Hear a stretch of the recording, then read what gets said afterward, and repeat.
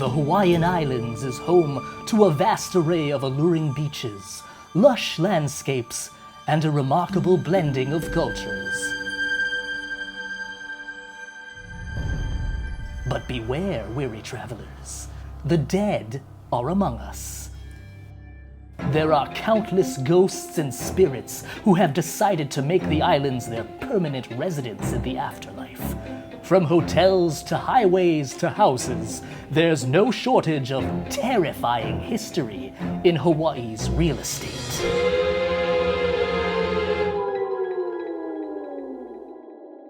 So you're ready to sell your house, and it's haunted. If you've ever experienced paranormal proceedings in your home, finding the right buyers for it could also prove to be a frightful ordeal. That is why I come to you with some affirmation. I will now summon an expert in the field, a Hawaii realtor, to shed some light on this dark subject. Please welcome Ridge Vuong. How's it going, Ridge? Tell us a little bit about yourself. So hi, my name is Ridge Vuong. I am a realtor with Coldwell Banker. I am on a smaller team of Camden partners. We are a top 10 real estate team in Hawaii. We specialize in residential sales. As a realtor, how would you go about selling a haunted house?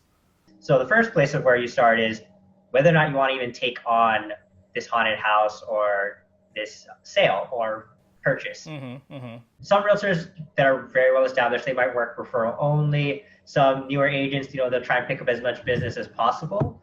But for me personally, as long as the haunted house isn't like something, like if a seller told me, oh, the last 5 realtors that tried to sell my house died. Most of the time, most realtors, I think, aside from something like that, will take on the task of selling the house. I would take care of all the more technical details first. A lot of seller's disclosures, title report, things such as that, just so we have all the basic paperwork first. And what the paperwork actually will do is also kind of give me insight on a little bit of the history of the house. How would you know if a house is really haunted?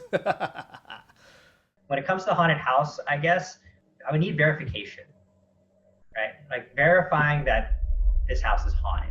The term haunted in general is kind of subjective. Everybody has a different interpretation of it. When I take on a job, take on a purchase, take on a sell, I will get all my information from my client. So that's the first person I'll go to.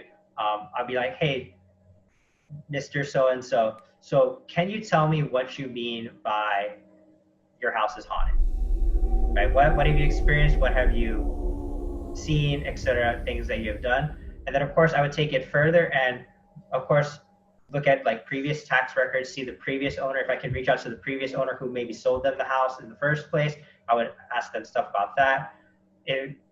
Another thing that we like to do as realtors is a lot of people think that realtors are like, it's all competition. But in reality, we as realtors should actually be working together because we're going to have to doing deals together anyway. So it's a lot better to be on the same page and be in good relations with other realtors. So I would actually ask other realtors, hey, what have you heard about this house? Especially if the other realtor was involved with this house, what was the experience like in the last transaction? And just a lot of research. So I would just get a lot of opinions from everywhere. But because all of it is really opinion, I would have to kind of draw my own conclusion about it. Those large, disrespectful houses really need to mind their manners. What are some of the legal obligations? A haunted house actually is not something that we actually need to disclose.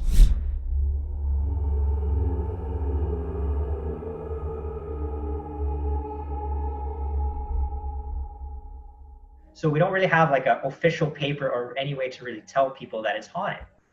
When it comes to the sell, it really depends on how does my seller or how does my client want me to articulate it. Some clients might want me to not say anything because I don't have to legally disclose it, while others might be like, no, I really want to be a good person. I want to let them know like every single thing that's happened in the house.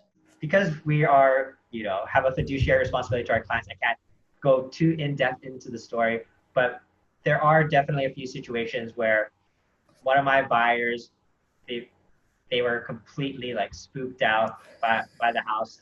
We got the house for an amazing price, and it, you know, explains why, right? The house is, nobody wants to buy the house is haunted, right? Or like, you know, people, or like there's some spooky stuff going on.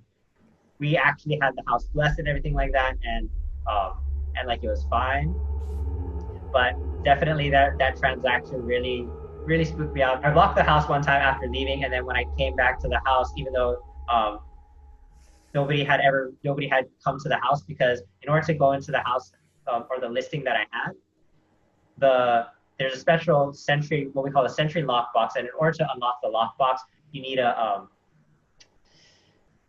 a passcode from me. So I basically will know anybody that's gone into the house.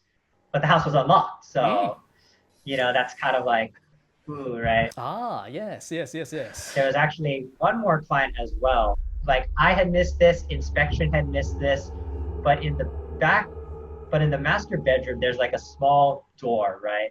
And typically, like, you know, these small doors and stuff like that, or like if they're on top of the roof, like leads to like the attic, whatever. But there's like a small door in the back of the closet, and we opened the door, and it's kind of like something straight out of a horror movie. Like, it's just an empty room with like just a chair. And we were like really spooked out by it. I mean, nothing really happened from it, but by my clients that I had, they're no, not racist or anything, but they're Chinese.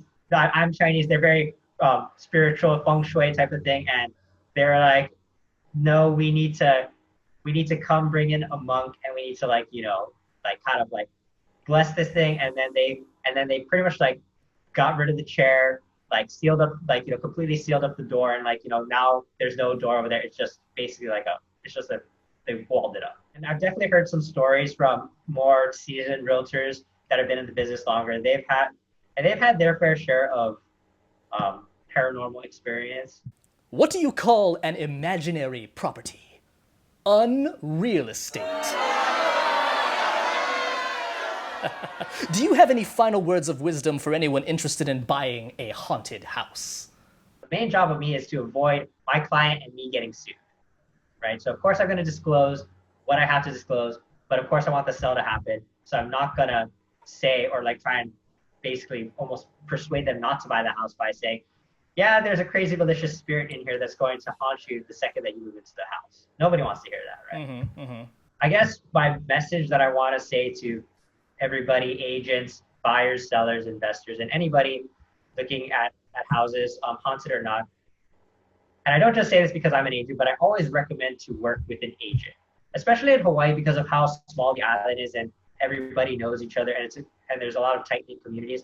You should work with the agent that you have a very almost symbiotic relationship with. When it comes to, I guess, in particular, haunted houses, do your due diligence, do your homework.